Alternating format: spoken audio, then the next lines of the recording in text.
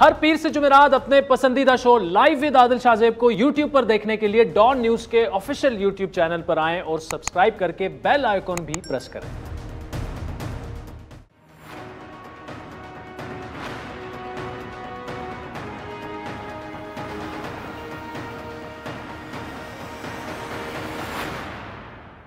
अस्सलाम वालेकुम, मैं हूं आदिल शाहजेब। बलूचिस्तान में 2-3 माह से गैर यकीनी और बेचैनी का शिकार रहने वाले सियासी बुरान का बिला आखिर ड्रॉप सीन हो चुका है। जाम कमाल भरपूर एतमाद दावों और वादड़ जाने के चैलेंजेस के बावजूद अपनी कुर्सी बचा ना पाए और वो इस अमल पर मजबूर अपने खिलाफ जो तरीके अदम एतमाद पर रायशुमारी से फकत 14 घंटे की दूरी पर जो है दूर हुए हैं। आज वज़ीर आला जाम कमाल के खिलाफ अदम एतमाद की तहरीक पर वोटिंग होनी थी, जिसको जाम कमाल की जानिब से हथियार डाल देने के बाद वापस ले लिया गया। और इसी तरह बलूचिस्तान अवामी पार्टी ने अपनी ही पार्टी के साबिक सरबराह और सूबे के 16वें मुंतखब वज़ीर आला को अपने मनसब से सुबकदोश करवा दिया। बलूचिस्तान अवामी पार्टी के रहनुमा अब्दुर्रहमान केथरान की जानिब से 20 अक्टूबर के इजलास में अदम एतमाद की तहरीक पेश की गई थी, जिस पर आज रायशुमारी होनी थी। जाम कमाल 18 अगस्त 2018 को वज़ीर आला बलूचिस्तान मुंतखब हुए।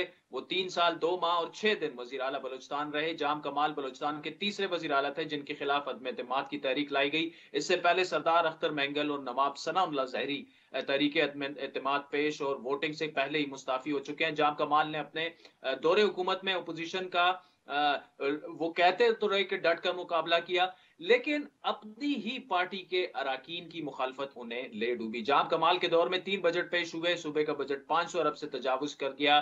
के दौर में तरक्याती बजट पूरे तकरीबन 200 अरब तक पहुंचा, मगर 100 अरब रुपए लैप्स भी हुए। ओपोजिशन के 23 अराकीन 3 साल तक बजट में फंड्स ना देने पर सरापा एहतजाज रहे, लेकिन जाम कमाल ने किसी की ना सुनी। लेकिन 14 सितंबर को ओपोजिशन के 16 अराकीन की जानिब से अदम एतमाद जमा कराने के बाद उनसे नाराज उन्हीं की जमात के 13 अराकीन खुलकर सामने आ गए और इस फैसले पर मजबूर होने के बाद जाम कमाल की जानिब से आने वाला पहला मौक़िफ़ इंतहाई सख्त दिख रहा है और वो वफाकी हुकूमत से शदीद नाराजगी का इजहार कर रहे हैं। अपनी ट्वीट में उन्होंने कहा कि बहुत सोची समझी सियासी रुकावटों के बावजूद बलूचिस्तान की मजमूई हुक्मरानी और तरक्की के लिए अपना वक्त और तवानाई को एक सिमत उन्होंने रखा और एहतराम के साथ वो छोड़ना चाह रहे हैं। खराब हुक्मरानी की तश्कील के साथ साथ उनके मालियाती झंडे का हिस्सा जो है वो अभी जो हुकूमत आएगी वो मैं नहीं बनना चाहूंगा। इससे पहले जाम कमाल ने इमरान खान से सूबे के दाखिली मामलात में विफाकी काबीना के अराकीन की मुदाखलत रोकने का मुतालबा भी किया था।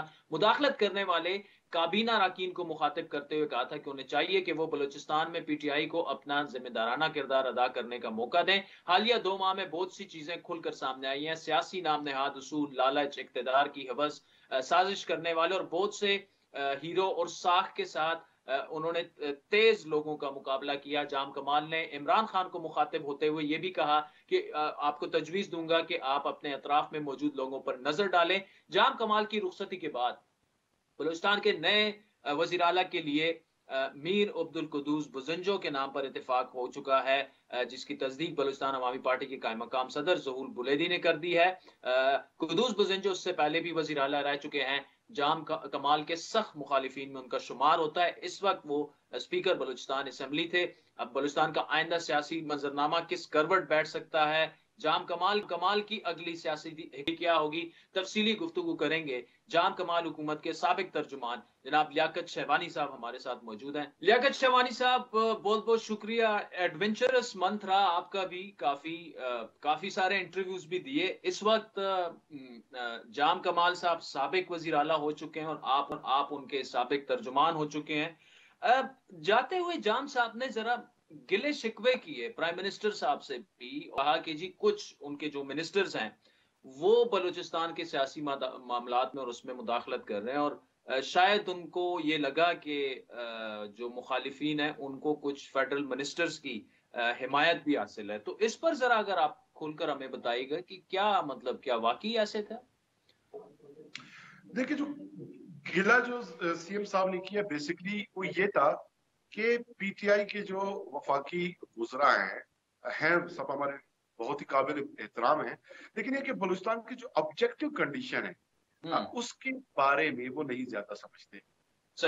इसलिए जो प्रोविंशियल चैप्टर है पीटीआई का, 3 साल वो गवर्नमेंट में भी रहे और यहीं के लोग हैं यहाँ की जो पॉलिटिकल डायनामिक्स हैं, कंडीशंस हैं, ऑब्जेक्टिव सब्जेक्टिव सबको बेहतर समझते हैं, वो बेहतर फैसला कर सकते हैं। जाम कमाल साहब का बुनियादी नुक्ता नजर ये था कि अगर प्रोविंशियल चैप्टर उनको फैसला करने दिया जाए, भले वो नाराजगरों को सपोर्ट करते हैं या जाम कमाल साहब को सपोर्ट करते हैं या न्यूट्रल रहते हैं या पोजीशन को व्हाट्सएवर, तो वो ये नुक्ता, उसमें कोई ये नहीं कि किसी के नियत पे शक किया जाए या कि कहीं मेरा फाइटिंग इंटेंशन ढूंढा जाए, ऐसी कोई बात नहीं थी।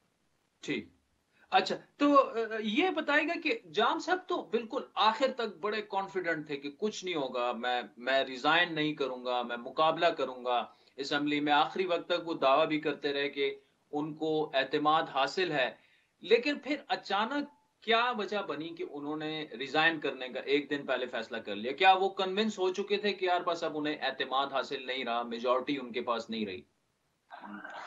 देखिए, जाम कमाल साहब कल रात तक वो गवर्नमेंट को बचाने की कोशिश करते रहे, लेकिन जब उन्हें लगा कि गवर्नमेंट अब नहीं बच सकती और तहरीक एतमाद में अगर वोटिंग होती है तो दोनों तरफ से बलूचिस्तान अवामी पार्टी को नुकसान होगा।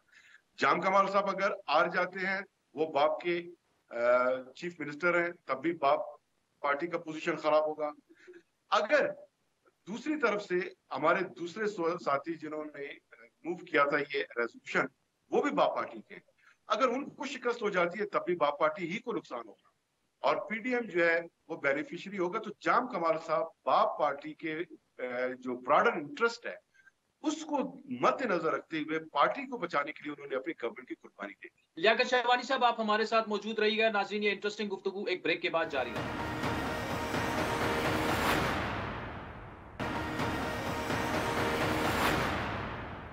जाम कमाल हुकूमत के साबिक तर्जुमान जनाब लियाकत शहवानी साहब हमारे साथ मौजूद हैं। अच्छा, अब ये बताइएगा कि वे फॉरवर्ड क्या है, क्योंकि अब तो कायम मुकाम सदर जो है वो ज़हूर बुलेदी साहब हैं और स्पीकर साहब जो हैं वो रिजाइन कर चुके हैं, कुदूस बजिंजो, और मेरे ख्याल में कि वो बड़े मजबूत उम्मीदवार समझे जा रहे हैं। तो ये फैसला कौन करेगा? उसमें जाम कमाल साहब कितना किरदार अदा करेंगे, या वो अब साइड लाइन होके और जो भी पार्टी कर रही है, जिसको नॉमिनेट कर रही है, वो उसको नॉमिनेट करें?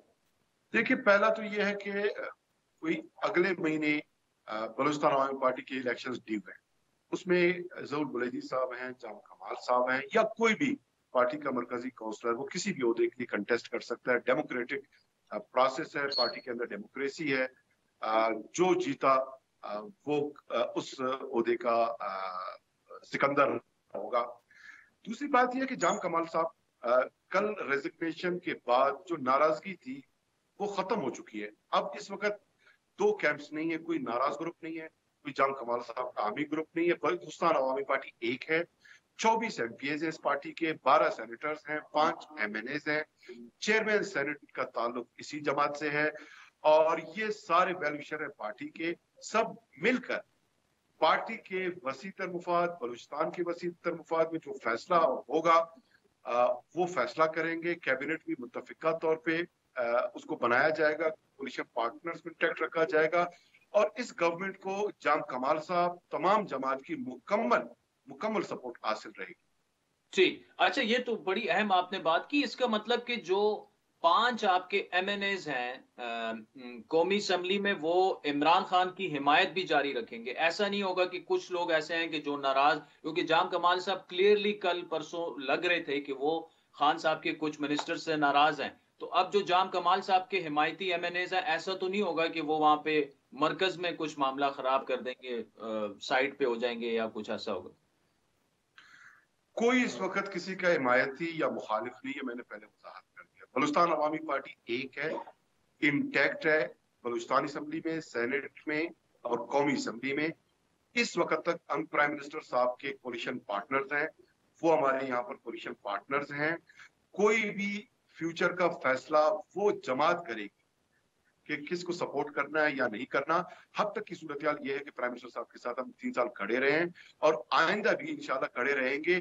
अगर कोई और ऐसा फैसला पार्टी फ्यूचर में नहीं करता, हू नोज अबाउट फ्यूचर, ना आप कोई ऐसा प्रेडिक्ट कर सकते हैं ना मैं कर सकता हूं। तो पार्टी इंटैक्ट है और जो जाम कमाल साहब का जो 3 साल दौर جس میں بلوچستان ترقی کی شاہراہ پہ گامزن ہوا, گڈ گورننس کی ایک اچھی مثال قائم کی. اس میں جام کمال صاحب کا اور کیبنٹ کا سب کے اجتماعی ایفرٹس اس میں انہوں نے پٹ کیے, اور اسی ویژن کو, اس ترقی کے سفر کو, اسی ویژن کو پوری بلوچستان عوامی پارٹی, ناٹ اونلی اس کی government, M P As, but party workers, party عہدیدار, سینیٹرز, ایم این اے, سب مل کر اس کو ہم آگے بڑھائیں گے, کیونکہ اگلا الیکشن ہم نے جیتنا ہے. اگلے الیکشن میں کوئی یہ نہیں کہے گا کہ کون کس گروپ سے تھا. بلوچستان عوامی پارٹی کی پہچان ہوگی, اس کا جو بھی امیدوار ہوگا ایک ہی انتخابی نشان ہوگا. اس انتخابی نشان کو ابھی ہم نے پروموٹ کرنا ہے, اور انشاءاللہ اگلے انتخابات میں اپنی اسی کارکردگی کی اور یکجہتی کی, اتفاق و اتحاد کی بنیاد پہ ہم وہ الیکشن بھی اس میں میجارٹی حاصل کریں گے. اسی ویژن کے تحت یہ سفر جاری رہے گا. ٹھیک ہے, بڑا بریف جواب چاہیے لیاقت شیبانی صاحب. آخری سوال آپ سے کہ ابھی تک یہ فیصلہ نہیں ہوگا کہ اگلا وزیر اعلیٰ کس نے بننا ہے, یہ فیصلہ کب ہو سکتا ہے اور کس نے کرنا ہے؟ ظاہری بات ہے پارلیمانی پارٹی نے کرنا ہے, اس کا اجلاس وغیرہ کب تک کوئی فیصلہ اس پہ ہوا؟ اس حوالے سے مشاورت جاری ہے, اور کینڈیڈیٹس اور ایم پی اے وہ خواہش کا اظہار کر سکتا ہے, ان کا ڈیموکریٹک رائٹ ہے, لیکن یہ ہے کہ بہت جلد, بلکہ بہت ہی جلد پارٹی اس کو فائنلائز کرے. لیاقت شیبانی صاحب, thank you so much for joining us. ناظرین, وقت چاہتے ہیں ایک بریک کا, جس کے بعد کراچی کے نسلہ ٹاور کی بات کریں گے. بڑا اہم ڈیسیجن آ چکا ہے. سابق ایڈمنسٹریٹر کراچی فہیم زمان صاحب ہمیں جوائن کریں گے ہمارے ساتھ.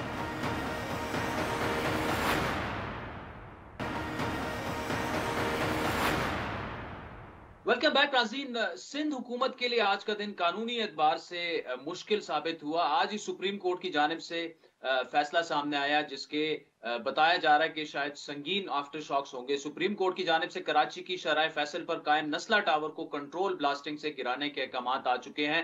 عدالت عظمیٰ نے اس حکم پر عمل درآمد کے لیے صرف 1 ہفتے کی ڈیڈ لائن دی ہے. آپ کو یاد دلاتے چلیں کہ یہ مسئلہ سندھ حکومت اور عدالت کے درمیان کئی اعتبار سے, کئی دنوں سے تنازع بنا ہوا تھا. آج کی سماعت میں بھی چیف جسٹس نے وزیر اعلیٰ سندھ اور ایڈمنسٹریٹر کراچی مرتضی وہاب کو کافی ٹف ٹائم دیا, اور عدالت نے کمشنر کراچی کو اس کارروائی کے دوران قریبی عمارتوں یا کسی انسان کو کوئی نقصان پہنچنے سے متعلق بھی اقدامات جاری کرنے کی ہدایات کی.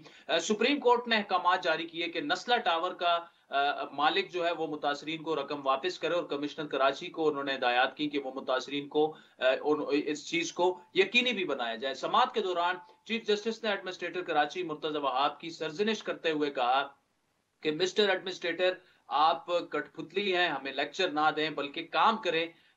جتنے رفاہی پلاٹس ہیں قبضہ اس کا ختم کروائیں, کھیل کے میدان جو ہیں وہ بحال کروائیں. ایڈمنسٹریٹر مرتضی وہاب نے سپریم کورٹ میں رفاہی پلاٹ سے متعلق تفصیلی رپورٹ جمع کرائی اور بتایا کہ 200 جو رفاہی پلاٹس ہیں, کے ایم سی کے 12 پارکس فعال ہیں, اس کے علاوہ کے ایم سی کی 9000 دکانیں ہیں. میں ریونیو جنریٹ کرنے کی جو ہے وہ بھرپور کوشش کر رہا ہوں. اب چیف جسٹس نے یہاں پر یہ کہا کہ جتنے رفاہی پلاٹس ہیں ان کا قبضہ ختم کروائیں, کھیل کے میدان جو ہے وہ کرے, بحال کرے. اور جسٹس اعجاز الحسن نے یہاں پر کہا کہ کس نے کیا ہے یہ سب کچھ, آپ بتائیں. ایڈمنسٹریٹر کراچی نے بتایا کہ گزشتہ حکومتوں نے جو ہے وہ یہ سب کچھ کیا. ایڈمنسٹریٹر کراچی نے یہاں پر یہ کہا کہ وہ صرف اپنا بولنے کا حق استعمال کر رہے ہیں. جسٹس قاضی امین نے کہا کہ آپ ہماری اجازت کے بعد بولیں گے. چیف جسٹس نے ایڈمنسٹریٹر کراچی سے کہا کہ آپ چلے جائیں. بعد میں بینچ نے اپنے فیصلے میں کہا کہ تمام جو متعلقہ ایجنسیز ہیں اور محکمے ہیں ان کی جانب سے جمع کرائے گئے تمام ریکارڈ کی جانچ پڑتال کے بعد ہمیں اس میں کوئی شک نہیں کہ نسلہ ٹاور تجاوزات والی زمین پر تعمیر کیا گیا.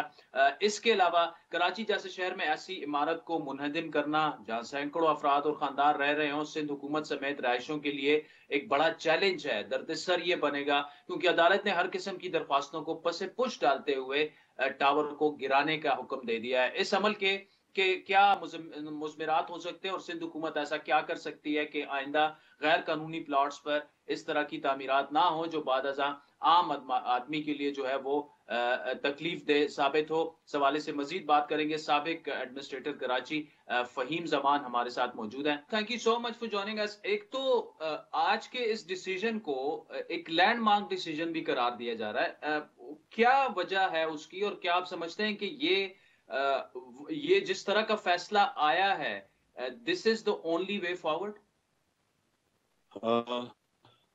Thank you very much for having me on the program.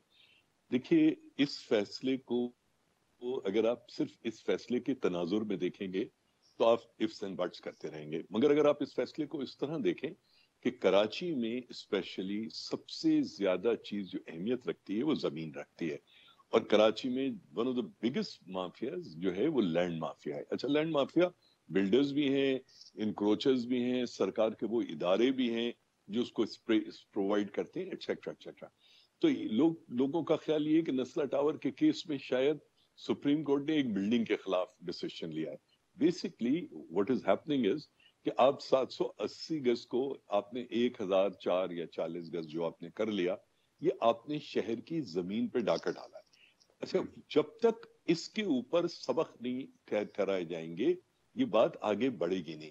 देखिए, मैं और आप जिस क्लास से ताल्लुक रखते हैं, आपका जो ज्यादातर ऑडियंस है, देखिए हमारे लिए जब 5117 जो घर वाले जिनके गुजर नाले पे, महमूदाबाद नाले पे और औरंगाबाद नाले पे जो थे घर थे, उनको गिराया गया, जो कि गिराना जरूरी था. आपने अगर स्टॉर्म वाटर ड्रेन से इंक्रोचमेंट्स नहीं हटाएंगे तो पूरा शहर बारिश के पानी में डूबता रहेगा.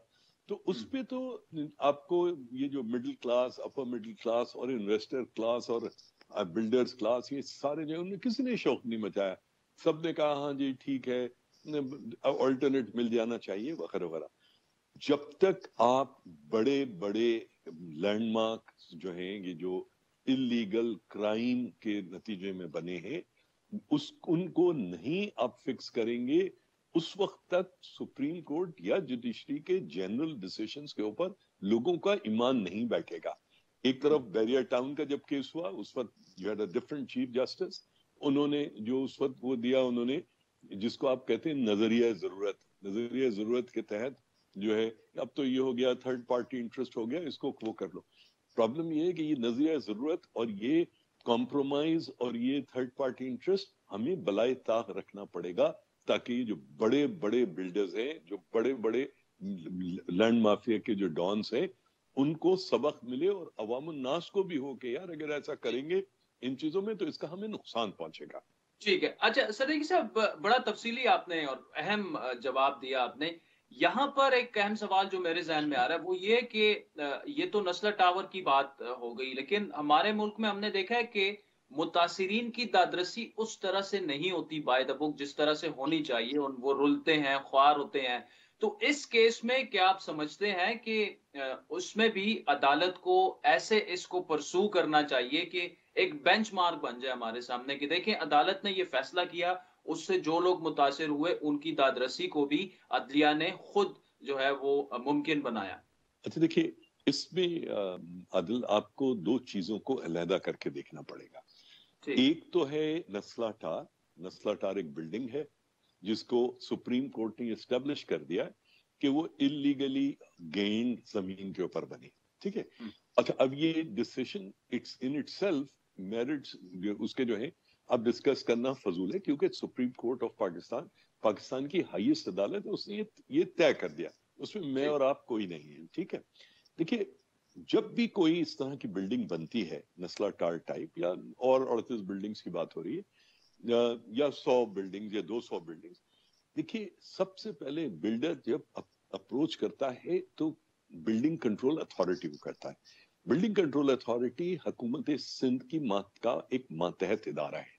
जब बिल्डिंग कंट्रोल अथॉरिटी एनओसी देती है तो बिल्डर को ये राइट बनता है कि वो अखबार में इश्तिहार के थ्रू इन्वेस्टमेंट या इन्वेस्टर्स या जिन लोगों ने रहना है उनको अट्रैक्ट करें. जब अखबार में इश्तिहार छपा, एनओसी मौजूद है, तो मैं और आप जब इन्वेस्टमेंट करते हैं या हम अपने लिए एक अपार्टमेंट खरीदते हैं या कोई घर खरीदते हैं, तो वो हम हुकूमत वक्त पर, और हुकूमत वक्त 1947 से लेके, बल्कि हमारे बहुत सारे एक्ट जो हैं तो 1910 और ईजमेंट एक्ट 1882 का है, लैंड एक्विजिशन एक्ट 1912 का है, 10 का है. तो हम रियासत पे, सरकार पे भरोसा करके करते हैं. देखिए, जब कोई बिल्डर अपने नक्शे देता है या बिल्डिंग कंट्रोल को अप्रोच करता है कि मैं बिल्डिंग बनाना चाहता हूं, तो बिल्डिंग कंट्रोल दो काम करती है। एक तो अपने यहाँ मास्टर प्लान में इसमें उसमें देख के वो टेक्निकली देखती है कि भाई ये सही है, कोई इसके अंदर तकनीकी कोई फ्लॉ तो नहीं है। दूसरा जो लैंड ओनिंग एजेंसी है वो उनको मार्क करती है, उनको फॉरवर्ड करती है कि भाई आप देखो ये जमीन वाकई में फहीम जमान साहब की, आदिल साहब की है भी या नहीं, ये किसी दूसरे के ऊपर बिल्डिंग बना रहे, ठीक है।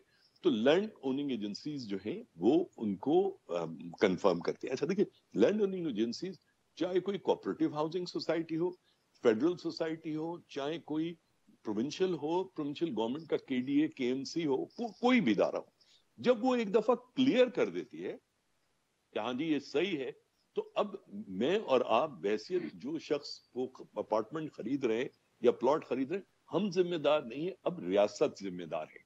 अच्छा, इस केस के अंदर बहुत क्लियर है, ये जो केस था वो बुनियादी तौर पे ये था कि ये बिल्डिंग गलत जमीन पर बनी है। कानून हमारा ये कहता है कि अगर इंक्रोचमेंट करके बनाई जाए तो उसको डिमोलिश करके जो जमीन है उसको रिकवर किया जाना चाहिए। सुप्रीम कोर्ट ने वो डिसीजन दे दिया, उन्होंने उसके साथ में कहा 3 महीने में compensation, they have gone out of their way. इसका तरीका ये है कि जो मुतासिरीन हैं वो बहुत सारे हमारे लॉयर्स हैं, मैं एक सेमिनार में ख्वाजा नवीद साहब से बात कर रहा था, शाहबूस तो फैसल सिद्दीकी, बहुत सारे अच्छे सीनियर लॉयर्स हैं, ऑफिसर्स ऑफ द कोर्ट कह लीजिए, जो प्रो बोनो इस तरह की वो करते हैं। मुतासरीन को इनको इंगेज करके सिंध हाई कोर्ट को अप्रोच करना चाहिए। सिंध हाई कोर्ट के अंदर based on supreme court judgment उन्होंने ये तय करना है कि इसको जो कॉम्पनसेट करेगा वो करेगा कौन। मेरे नजदीक बिल्डर, मेरे नजदीक सिंधी मुस्लिम cooperative housing society, Sindh building controller और गवर्नमेंट ऑफ सिंध जो है वो बाकायदा इसके अंदर मुलजिम ठहरते हैं। ये उन्हें गवर्नमेंट ऑफ सिंध ने इस तमाम चीज को बमा कॉस्ट ऑफ मनी, अगर आज से 5-7 साल पहले किसी ने इन्वेस्ट किए थे 2 करोड़ रुपए, 2.5 करोड़ रुपए, तो उसकी कॉस्ट ऑफ मनी क्या है वो उन्हें देना होगी, और उसका जो रास्ता है मुतासरीन के पास वो सिंध हाई कोर्ट है। अगर खुदा न खास्ता सिंध हाई कोर्ट में कोई चीज हो, देखिए सुप्रीम कोर्ट जजमेंट देता है, ठीक है, सुप्रीम कोर्ट गलत सही का फैसला करता है। अब इस कॉम्पनसेशन या इसको करने का एक डिफरेंट, अच्छा हमारे लोग ये समझते नहीं है, जब वो ये समझते नहीं है वो रोते रहते हैं कि जी सुप्रीम कोर्ट ने ऐसा कर दिया, सिंध हाई कोर्ट ने ऐसा कर दिया। जब देखिए ये इसके अंदर दो बहुत चीजें अहम है। एक, वो तमाम ऑफिसर्स, चाहे वो Faheem Zaman former chief executive building control authority responsible है, या सरकार का सिंध कोऑपरेटिव हाउसिंग सोसाइटी जहां पर भी, या बिल्डिंग कंट्रोल अथॉरिटी के हैं या लैंड ओनिंग एजेंसीज के, उनके खिलाफ बाकायदा FIRs कटनी चाहिए आफ्टर ड्यू प्रोसेस, और उनके खिलाफ एक तरफ होना चाहिए, दूसरी तरफ गवर्नमेंट ऑफ सिंध को जो है कॉम्पनसेट करना चाहिए। ये कॉम्पनसेशन कितना होगा? गवर्नमेंट ऑफ सिंध अरबों रुपए बिल्डिंग कंट्रोल के थ्रू कमाती है, अगर उसमें से कुछ पैसे बिल्डिंग कंट्रोल की गलतियों की वजह से देना पड़ जाए तो आखिर इंश्योरेंस एजेंसीज क्या करती हैं? वो पैसे लेती हैं, प्रीमियम्स लेती हैं, और कॉम्पनसेशन देने का वक्त आता है 2-4 लोगों को तो कॉम्पनसेशन भी देती हैं, तो ये कोई बड़ा मसला नहीं है। फहीम जमान सिद्दीकी साहब, thank you so much for joining us. नाज़रीन, वक्त हुए चाहता है एक ब्रेक का, जिसके बाद पाकिस्तान ने इंडिया को कल तारीखी शिकस्त से दोचार किया, लेकिन what's next for team Pakistan? Mohammad Akram साहब साबिक कोच हैं पाकिस्तान क्रिकेट टीम के, फास्ट बॉलर रहे हैं, वो हमें ज्वाइन करेंगे एक ब्रेक के बाद।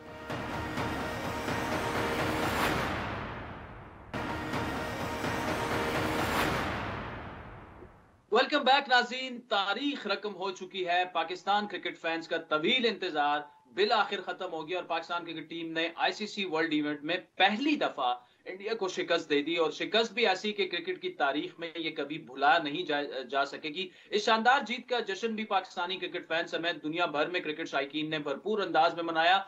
मकबूजा कश्मीर, बांग्लादेश, बरतानिया, दुबई और कराची में और पाकिस्तान में कराची से खैबर तक ऐसा जश्न हुआ कि दुनिया जगमगा उठी। वर्ल्ड T20 इवेंट में इंडिया को 10 विकेटों से शिकस्त देने के बाद ही पाकिस्तान क्रिकेट टीम ने कई रिकॉर्ड्स भी बना डाले। मोहम्मद रिजवान 79 और बाबर आजम 68 रन بنا کر ناٹ آؤٹ رہے, 10 وکٹوں سے شکست دی. بڑی آسان یہ فتح تھی, اور T20 انٹرنیشنل میچز میں انڈین ٹیم کی پہلی مرتبہ کسی نے ان کو 10 وکٹوں سے شکست دی ہے, جبکہ پاکستان پہلی مرتبہ 10 وکٹوں سے کسی کو پاکستان نے ہرایا ہے. محمد رضوان اور بابر اعظم کی 150 سے زیادہ 152 رنز کی ناقابل شکست اوپننگ پارٹنرشپ جو تھی, وہ انڈیا کے خلاف کسی بھی ٹیم کی T20 کی سب سے بڑی پارٹنرشپ بن گئی. ساتھ ہی T20 ورلڈ کپ میچز میں کسی بھی وکٹ پر پاکستان کی جانب سے یہ بڑی پارٹنرشپ ہے.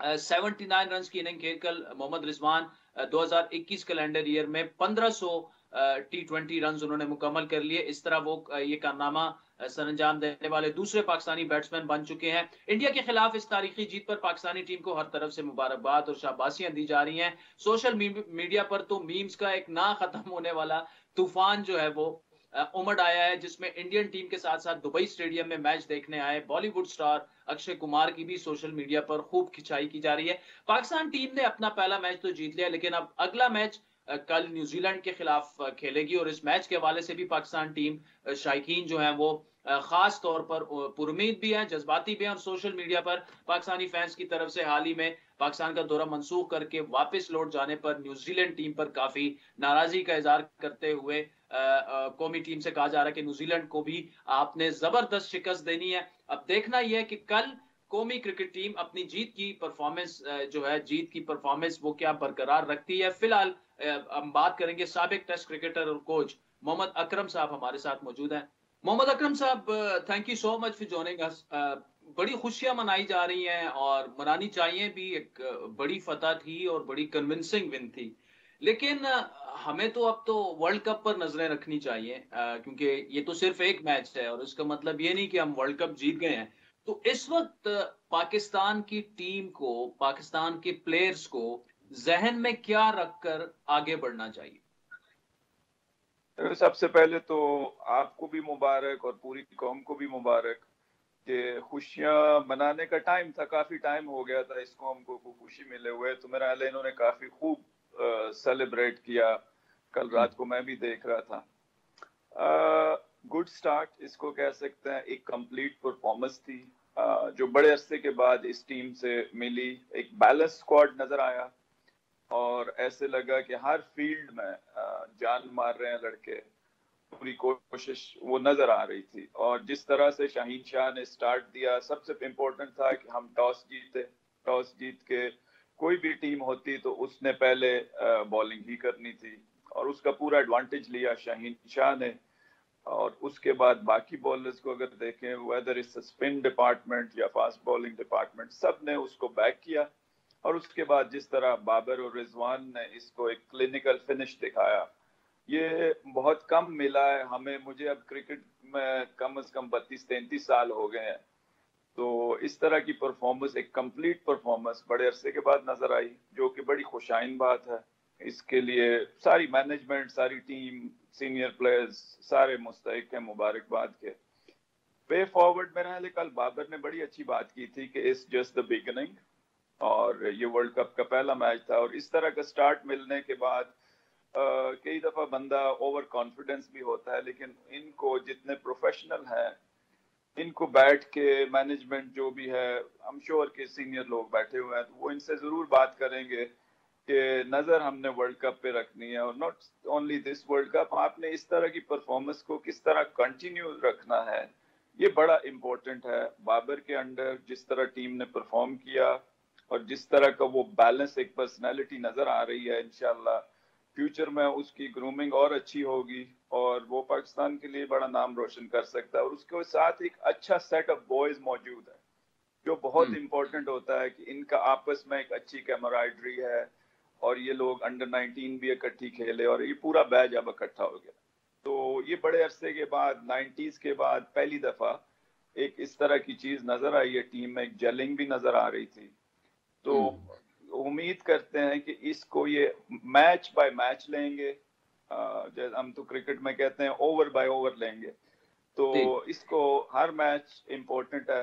اور اس کرکٹ میں ہم اکثر T20 میں کہتے ہیں کہ every ball is a complete event, تو اس کو اسی طرح ان کو لے کے چلنا پڑے گا. انگریڈینٹس ان کے پاس سارے موجود ہیں. اب یہ کس طرح اس کو کیپٹلائز کرتے ہیں یہ دیکھنا پڑے گا اگلے میچوں میں. ٹھیک. اچھا اکرم صاحب یہ بتائیے گا کہ اب کل نیوزی لینڈ سے بڑا امپورٹنٹ میچ بھی ہے. نیوزی لینڈ کی ٹیم کی سٹرینتھس اور پھر ہماری ٹیم کی سٹرینتھ، کیا آپ سمجھتے ہیں کہ انڈیا بھی بڑا ظاہری بات ہے کہ بڑا سیریس ایک کنٹینڈر ہمارا رہا ہے ہمیشہ سے، لیکن نیوزی لینڈ سے اگر کمپیریزن کریں انڈیا کا تو کیا ذہن میں رکھنا چاہیے اور کتنی تیاری کے ساتھ میدان میں اتریں گے؟ دیکھو نیوزی لینڈ آپ جتنے بھی ورلڈ کپس دیکھ لو اس میں نا یہ سب کو سرپرائز کرتے ہیں. چھوٹا ملک ہے، چھوٹا سا بالکل، لیکن یہ بڑے جل ہو کے کھیلتے ہیں. اور ہر ورلڈ کپ میں یہ موسٹلی ہم نے ان کو دیکھا ہے سیمی فائنل سٹیجز تک تو یہ آرام سے پہنچ ہی جاتے ہیں. لیکن انہوں نے فائنل بھی کھیلا 50 اوورز کا بھی، جو لاسٹ وہ ہار گئے تھے انگلینڈ میں. ان کی پرفارمنس ورلڈ کپس میں کمپلیٹلی ڈیفرنٹ رہی ہے. نارمل میچوں میں ان کی اور طرح کی ہوتی ہے، اس میں یہ اپنی گیم ریز کرتے ہیں. اور ایک بیلنس سکواڈ ہے ان کا. پاکستان کو جو ایج ہے کہ پچھلے 10-12 سالوں میں ہم نے بہت کرکٹ دبئی میں کھیلی ہے، ہم نے بہت کرکٹ شارجہ اور ابو دھابی میں کھیلی ہے، اور ہمیں کنڈیشنز کا اندازہ ان سے زیادہ ہونا چاہیے. اور یہی لڑکے تھے جنہوں نے ساری ٹیموں کو ادھر ہرایا بھی. اور انڈیا کے میچ جیتنے کے بعد کانفیڈنس لیول پاکستان ٹیم کا ہائی ہوگا. لیکن نیوزی لینڈ کو میرا خیال ہے بالکل آپ ایزی نہیں سمجھ سکتے. بہت بیلنس سائڈ ہے اور وہ فائٹ کرتے ہیں. ابھی جو کل میں نے انڈیا کو دیکھا تو مجھے تو نیوزی لینڈ انڈیا سے اسٹرانگر سائڈ لگتی ہے. ان کی بالنگ بڑی کمپلیٹ بالنگ ہے، ویئر ایز انڈین بالنگ مجھے اس طرح نہیں لگی جس طرح کے ایک نارملی ہم انڈیا کو دیکھتے ہیں. ایکسپیرینس اس طرح نہیں تھا. اکرم صاحب یہ ساتھ میں بتائیے گا کہ انڈیا تو جو ہے وہ فیورٹ ہیں وہ ورلڈ کپ جیتنے کے لیے، بڑی مضبوط ان کی ٹیم ہے. What went wrong for India apart from bowling آپ سائڈ پہ کر دیں، اسکور ٹوٹل بھی اتنا کوئی کنونسنگ ٹوٹل وہ کھڑا نہیں کر پائے. مطلب 150 یو اے ای کی پچز پہ کوئی اتنا ڈیسنٹ ٹوٹل نہیں ہے. دیکھو جس طرح کی کنڈیشنز تھیں یا پچھلے 2 میچ اگر آپ دیکھو ڈے بیفور تو اس میں بھی کوئی اتنے بڑے ٹوٹل ان پچوں پہ نہیں ہوئے. جو بڑا ایڈوانٹیج پاکستان کو ملا، دیکھو اس طرح انڈیا پاکستان کا جب بھی میچ ہو صرف پاکستان پہ پریشر نہیں ہوتا، وہ ہم سے بہت بڑا ملک ہے، ان پہ پریشر اور زیادہ ہوتا ہے. اور ان کا میڈیا جتنا ہائپ کریٹ کرتا ہے، ہم انڈین پلیئرز کے ساتھ بہت دفعہ بیٹھے ہیں تو وہ ایکچولی ان کو وہ ہیٹ فیل ہوتی ہے، ٹھیک ہے، کہ ان کے لیے کتنا ضروری ہے میچ جیتنا. تو وہ کل کلیئرلی نظر آ رہا تھا کہ روہت کے آؤٹ ہونے کے بعد کوہلی اتنا زیادہ اپنے شل میں چلے گئے کہ اب ہم اور وکٹیں لوز نہیں کرنا چاہتے. اور دے ور ایکسپیکٹنگ کہ 10 اوور کے بعد ایک پارٹنرشپ جب ان کی بڑی لگ جائے گی تو جو پچھلے بالر ہیں ان کو یہ ایزی ٹارگٹ کریں گے. لیکن پیچھے آ کے جس طرح رؤف نے بالنگ کی اور جس طرح حسن اور سپنرز نے اسپیشلی جو کمبینیشن حفیظ اور عماد کا بنا 2 اوور انہوں نے بیچ میں، اور شاداب نے اصل میں T20 میں جو مڈل اوور ہوتے ہیں ان کو آپ کتنا تیزی سے کر سکتے ہو، یہ سپنرز نے بہت اچھی طرح کیا اور بابر نے بڑی اچھی منورنگ کی. تو انڈیا تھوڑا سا زیادہ دیر شل میں گیا جس کا پاکستان کو پورا ایڈوانٹیج ملا. اور وہ سوچ رہے تھے کہ شاید جو فائنل اوورز ہوں گے اس میں وہ زیادہ ہٹنگ کر پائیں گے، لیکن ہمارے جتنے بھی بچے کھیل رہے تھے انہوں نے آؤٹ سٹینڈنگ پرفارمنس دی. جس طرح انہوں نے بال کو مکس کیا، جس طرح انہوں نے یارکرز کی ایگزیکیوشن کی، وہ بڑا ریمارکیبل تھا. محمد اکرم صاحب thank you so much for joining us. ناظرین ایک دفعہ پھر آپ کو پاکستان کرکٹ ٹیم کی جیت مبارک ہو. We are really looking forward اور پر امید ہیں کہ کل نیوزی لینڈ کو بھی پاکستان کرکٹ ٹیم اسی طرح زبردست طریقے سے شکست دے گی. تو آپ کے فیڈ بیک کے ہم منتظر رہیں گے، خصوصاً آج کے پروگرام پر. ہمارا ٹویٹر ہینڈل ہے @عادل شاہ زیب. مجھے میری ٹیم سمیت اجازت دیجیے. خدا حافظ.